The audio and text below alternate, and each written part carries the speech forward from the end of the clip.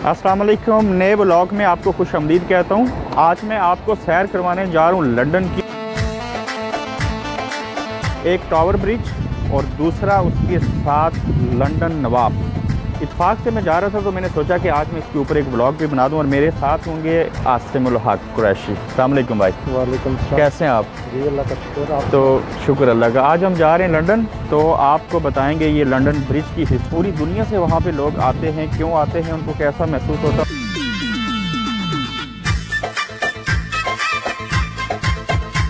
अभी मैं आया हूँ KFC लूटन में।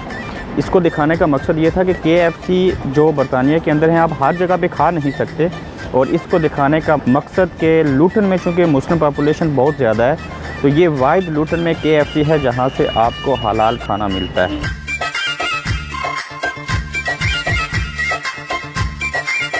It's finger licking good. भाई इसका क्या मतलब है? इसका मतलब है कि उंगलियां चाटने वाला फूड है।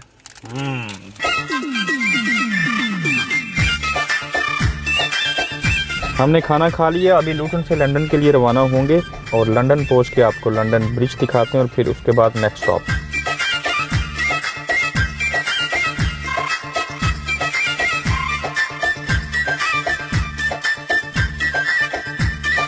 अभी हम पार्किंग में आए हैं। टावर ब्रिज की पार्किंग है, यहाँ पे गाड़ी पार्क करेंगे।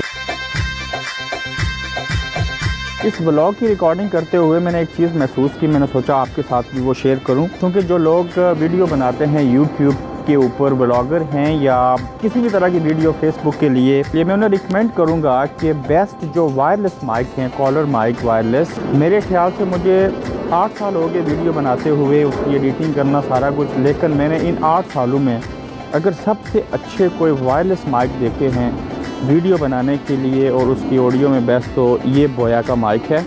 और मैं आपको रिकमेंड करूंगा, ये बड़े सस्ते हैं, तकरीबन इस nearly 60 pound include delivery charges. आपको UK से मिल सकते हैं, प्लस ये चाइना से भी आप बाय कर सकते हैं।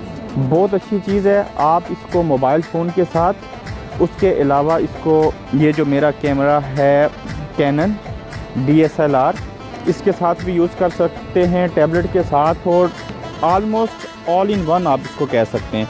और मैं आपको ये रिकमेंड करूंगा कि बोया का ये माइक आप ज़रूर ट्राई कीजिए, कि क्वालिटी बेहतरीन और बिल्कुल हल्का सा है। एक छोटी बैटरी पड़ती है यहाँ पे साइड पे, और मैं चाहूँगा कि आप इसको ज़रूर ट्राई करें।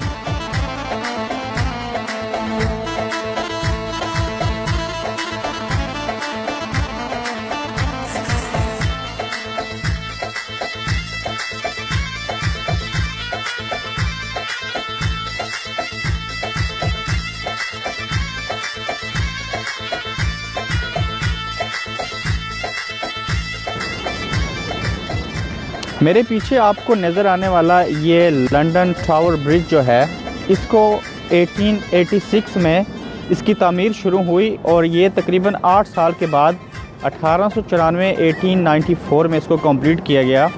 ये बहुत मशहूर ब्रिज है। यहाँ पे पूरी दुनिया से जो लोग हैं वो इसका विज़िट करने आते हैं, ये तो एक कॉमन बात हो गई। इसकी जो हाइट है वो है 213 फीट, जो इसकी लेंथ है वो है 801 फीट, और काफ़ी बड़ा है। इसके अंदर 3 स्टेप आते हैं। और एक मुनफिद चीज़ कि बरतानिया के अंदर लंदन टावर ब्रिज ये वाइड ब्रिज है, जिसको रोज़ाना कम से कम एक मरतबा ये ओपन होता है। इसके 2 हिस्से हो जाते हैं, और ओपन करने की वजह ये होती है कि जब नीचे से बड़ी शिप्स, बोट्स गुजरती हैं जो सामान लेके आती हैं, तो उनकी जो हाइट ज़्यादा होती है, उनको गुजारने से कबल इसको खोला जाता है, और बड़ा अच्छा मंजर होता है। लोग इसको खुसूसी तौर पे देखते हैं, और ज़रूरत के मुताबिक कभी इसको कम से कम एक बार तो ये खोलता है, लेकिन अगर चाहे ज़रूरत हो तो इसको 1 से ज़्यादा मरतबा भी खोलते हैं।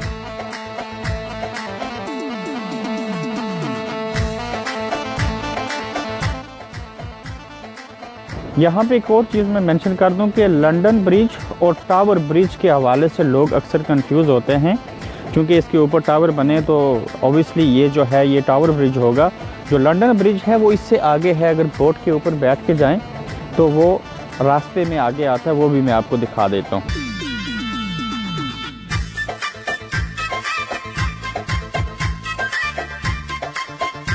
अभी मैं रॉयल नवाब लंदन पहुंचा हूं, और इसके बारे में भी थोड़ी सी चीज़ें मैं आपके साथ शेयर करूंगा।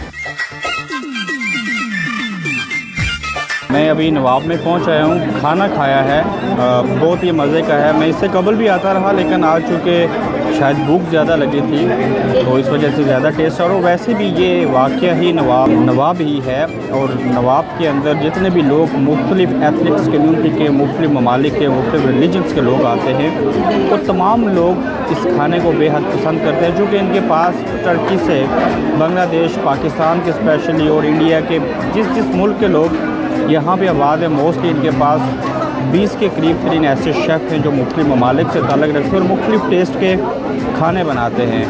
तो एंड ऑफ शॉर्ट करूँगा इसको थोड़ा सा। मैं आपको इसके सारे खानों की वीडियो आज नहीं दिखाना चाह रहा। इस लंदन रॉयल नवाब के ऊपर मैं एक स्पेशल डॉक्यूमेंट्री बनाने जा रहा हूँ अगले 1 से 2 हफ्ते में। आप उसका इंतज़ार कीजिएगा, तो फिर इसके ऊपर मैं स्पेसिफ़िक एक डॉक्यूमेंट्री बनाऊँगा जो आप देखेंगे और यकीनन फिर आप यहाँ आना भी पसंद करेंगे। और ये एक ऐसी जगह थी, मैंने समझा कि ये चीज़ हक़ रखती है कि मैं अगर लंदन आया हूँ तो इत्तेफाक से वैसे भी मैं आज फैमिली के साथ यहाँ पहुँचा हूँ, तो मैं इस चीज़ को आप तक ज़रूर पहुँचाऊँ। लेकिन इंतज़ार कीजिएगा, मैं बहुत ही अच्छे तरीके से इसके ऊपर एक डॉक्यूमेंट्री बना के आप तक पहुँचाऊँगा। अपना ख्याल रखिएगा।